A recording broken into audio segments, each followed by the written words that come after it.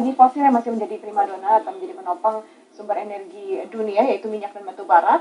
Kita lihat di sini minyak, dari permintaan energi untuk minyak, kita lihat di sini beberapa negara maju cukup stagnan pergerakannya, sedangkan untuk Tiongkok masih bergerak naik meskipun cenderung tipis. Sedangkan kita lihat di sini yang menarik adalah sisa dari rest of the world atau negara-negara di luar daripada negara maju dan Tiongkok, seperti kawasan ekonomi ASEAN.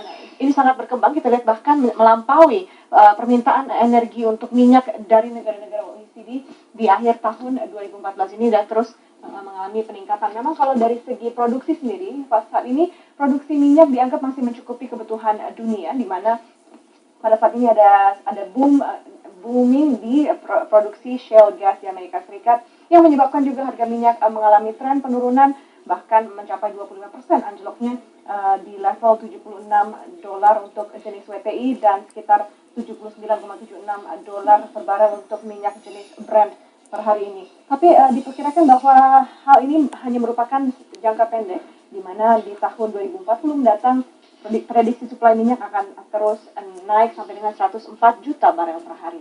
Untuk pertumbuhan atau penambahan kapasitas energi dunia, kita lihat di sini dari tahun 2013 sampai tahun 2040 akan mengalami lonjakan yang sangat tinggi. Meskipun ada terjadi sedikit penurunan dari output energi dunia, baik itu untuk energi terbarukan, nuklir, minyak dan gas, dan juga batu bara, mengalami sedikit penurunan di pertengahan 2020 karena adanya penuaan sumur-sumur minyak, ladang-ladang minyak, dan juga reaktor nuklir yang akan retire.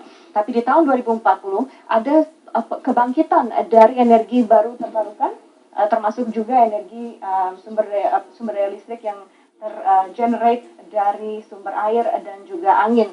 Kita lihat di sini bahwa melonjaknya kebutuhan ini harus dibarengi dengan investasi dan juga kebijakan untuk menjaga keseimbangan pasokan dan juga permintaan. Beban energi yang dikeluarkan setiap negara setiap tahun ini juga akan mengalami tren kenaikan. Di zona Eropa, tahun 2008, 2013, dan 2040 kita lihat masih mengalami lonjakan, begitu pula dengan Jepang dan Amerika Serikat. Tiongkok bahkan melonjak sangat tajam, hampir 2 kali lipat di tahun 2040 dibandingkan 2008. Begitu juga yang terjadi di India. Kita lihat memang kalau untuk prediksi di tahun 2040 mendatang, ada kebangkitan atau resurgence dari energi baru terbarukan, ini untuk menggantikan pasokan batu bara dan juga minyak yang menjadi semakin langka. Dan juga untuk batu bara memang ada kendala karena peraturan pemerintah melarang adanya penggunaan emisi gas karbon yang sangat berdampak buruk bagi lingkungan. Jadi di sini kita lihat ada tren kenaikan dari hydropower, wind and solar power.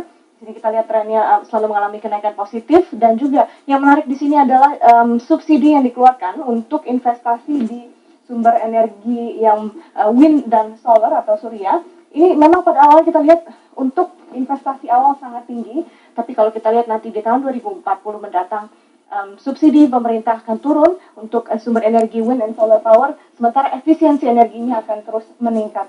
Nah, inilah yang akan menjadi perhatian yang akan dibahas dalam pertemuan PBB Climate Change Talk di Paris tahun 2015 mendatang. Bagaimana caranya kita mencapai tujuan dari climate change goal kita di masa depan. Demikian.